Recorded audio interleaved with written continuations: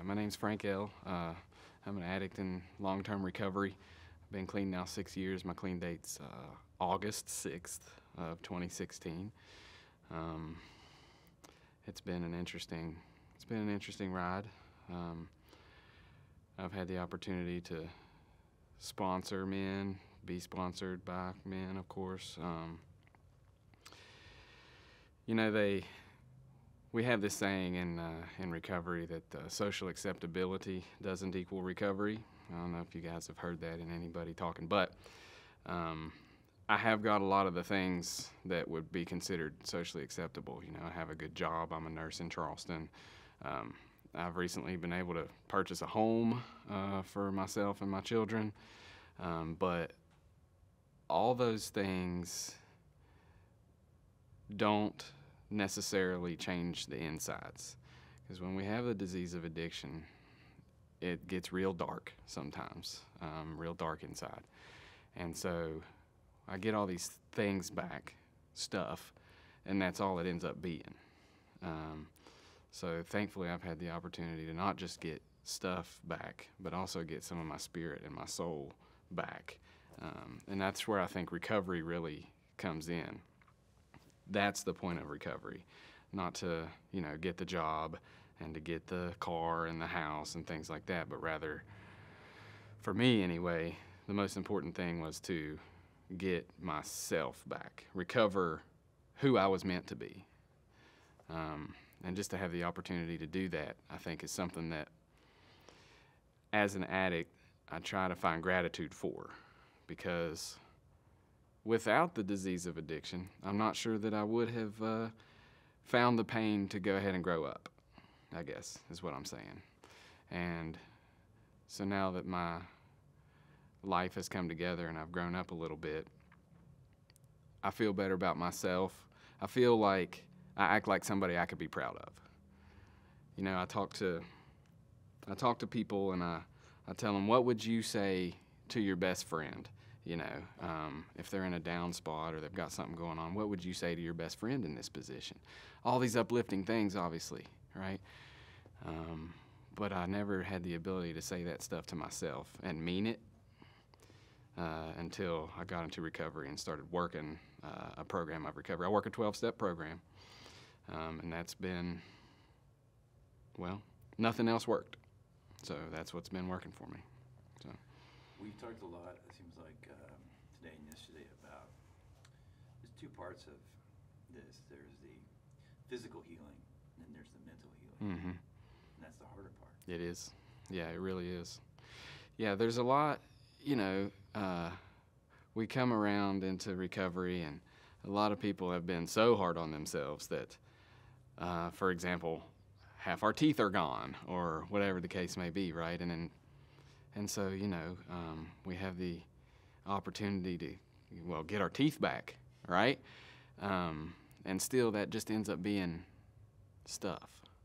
The mental healing, the spiritual healing, really is what's most important and most difficult. And that's the stuff that you can't do alone.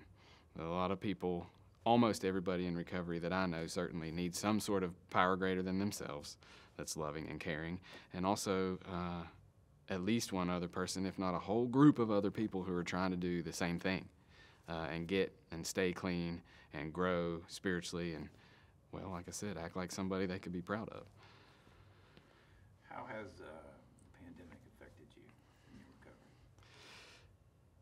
Yeah, that's a good question. So it's a little bit different for me because I'm a nurse too, right? And my unit was a COVID unit. So early COVID was very hard on people, especially older people. And so I saw a lot of death, people drowning in their own fluids anyway.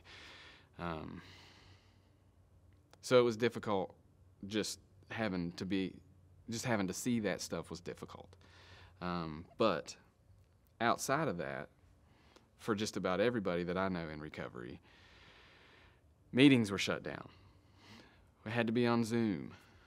Some people didn't like to be on Zoom. Some people get a lot of what they need in recovery by face-to-face interaction. Hugs particularly in the 12-step program that I work, hugs are a big deal. So just the lack of human interaction was hard on a lot of people. And I think a lot of people having to isolate, having to not be able to be out in public at all in any sort of group. Well, the disease isolates us anyway. That's what the disease wants, if you look at it that way. And when we're isolated, particularly on purpose, by government rule, well, that's a good excuse to maybe go ahead and use. Nobody will know. And the problem with that, of course, is then you're alone, and nobody's there to save you either. And so luckily I didn't have, a slip or a lapse during that period of time, but I, like most people, struggled. And it also got to where I seemed like I was okay not attending as many meetings, right? Because we couldn't, and I was still doing fine.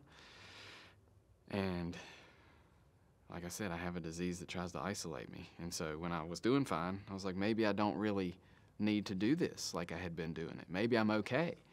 And that is not good for a recovering addict at all. I think that's what a lot of us experienced. What is the one thing you think people should know about addiction?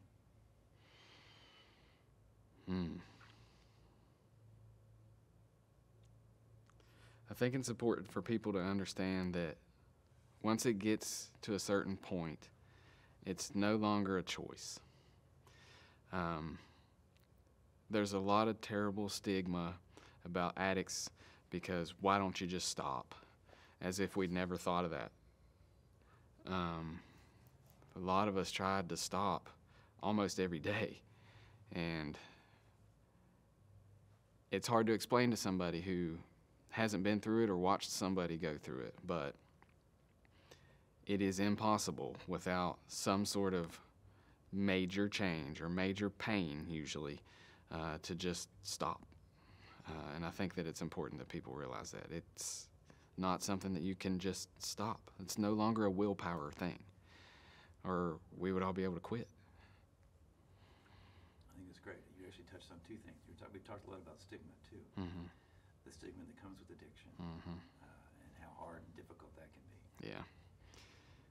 Yeah, we have a lot of like sober living houses popping up, right?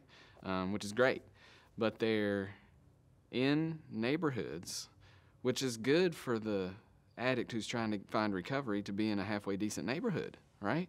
Like broken windows type thinking, you know?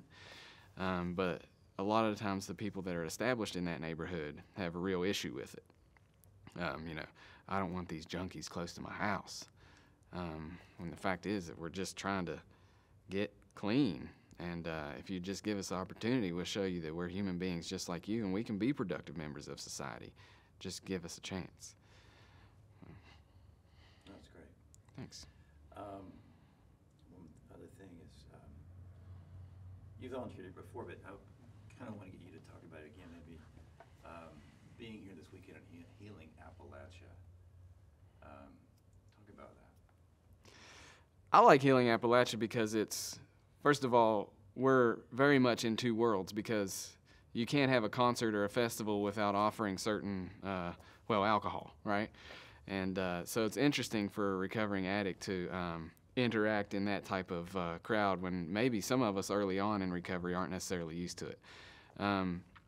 But it's also interesting to see those same people who, at least they don't think that they have an issue with that particular drug, alcohol, have a lot of sympathy and empathy for recovering addicts, and cheer them when they get on stage and tell their story.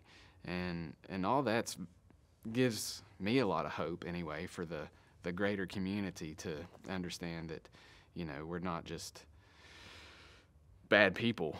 We're just people in a bad spot, It's also a big deal just for popular artists and their entourages and stuff to be supportive of that year after year. It's getting bigger, It's getting, there's so many recovery booths down one side and so many more food vendors. It's just cool to see. It's cool to see all that support for the recovery community.